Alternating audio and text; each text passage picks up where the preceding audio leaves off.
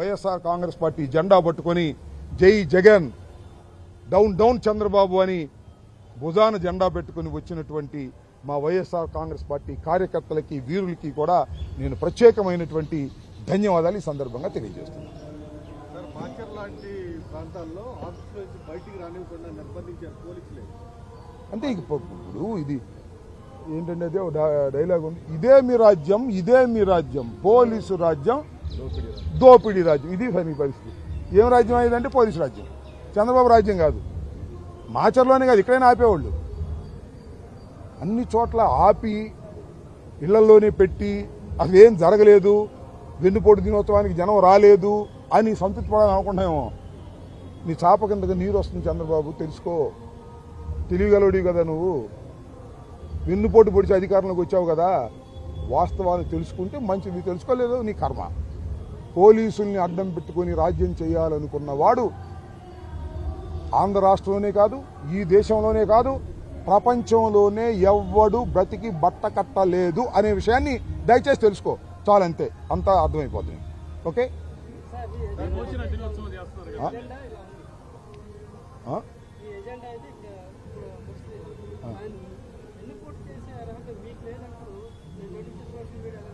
ఎవరనేది? టీడీపీ వాళ్ళు వెన్నుపోటు దినాన్ని చేసే అర్హత మాకుందని ఒప్పుకుంటారా? ఇప్పుడు ఒప్పుకోరు, ఇంకో 3 సంవత్సరాలతో ఒప్పుకుంటారు. వాళ్ళ గురించి పెద్ద సీరియస్గా పట్టించుకోమాక. అసలు వెన్నుపోటు అంటే వాళ్ళకి ఎక్కడికో గుచ్చుకుంటుంది. మా చంద్రబాబు నాయుడు గారిని వెన్నుపోటు అంటున్నారు, నిజమే కదా, నమ్ముతారేమో జనం అని భయం వాళ్ళకి. ఖచ్చితంగా చంద్రబాబు నాయుడు రాజకీయం అంతా కూడా వెన్నుపోటే, ఇది వాస్తవం.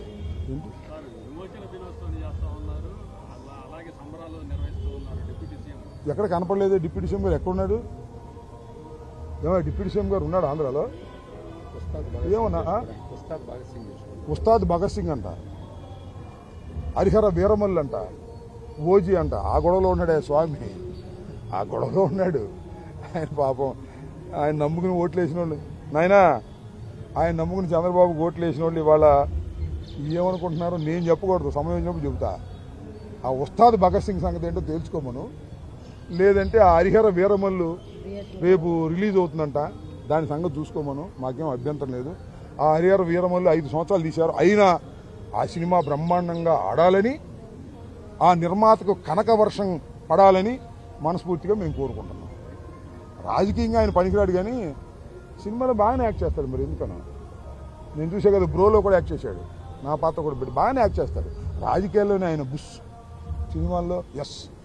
అది మిమ్మల్ని ఎందుకు అడుగుతారు సార్ పోలీసులు? ఏమంటారు? మీతో బాగా గొడవ కూడా జరిగిందంట కదా? అవును, వాళ్ళని అడుగు. ఎందుకో వాళ్ళకి అసలు కడుపు మండిపోతుంది వాళ్ళకి. లోకేష్ ఫోన్ చేసి ఉంటున్నాడు, ఒక ఆయన రెచ్చిపోయాడు. లోకేష్ బంధువేనంట అతను. అట్లా ఏదో ఉంటాయి. We don't care all these things. ఎన్ని చూసాం, మెరిసిపోలా. నేను ప్లేయర్గా కూడా ప్రాక్టీస్ చేసాను 3 సంవత్సరాలు. ఎన్ని చూసాం, ఇలాంటి వాటికి భయపడతానా?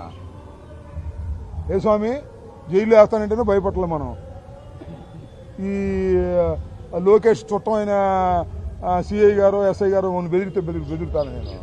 బెదిరేవాడినా నేను. అట్ట 70 సంవత్సరాలు ఎన్నాళ్ళు బతుకుతాం?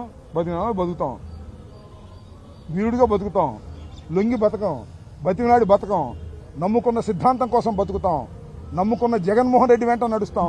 అప్పుడు రాజశేఖర రెడ్డి వెంట నడిచాం, ఇప్పుడు జగన్మోహన్ రెడ్డి వెంట నడుస్తాం. ఇలాంటి ఉడతూపులకి, ఈ చంద్రబాబు చెంచా పోలీసులు కొంతమంది ఉన్నారు, వాళ్ళకి, లోకేష్ బంధువులకి భయపడే వ్యక్తులం కాదనే విషయాన్ని తెలుసుకోకపోతే ఇంకా తెలుసుకుంటారు. అంతే, దట్స్ ఆల్.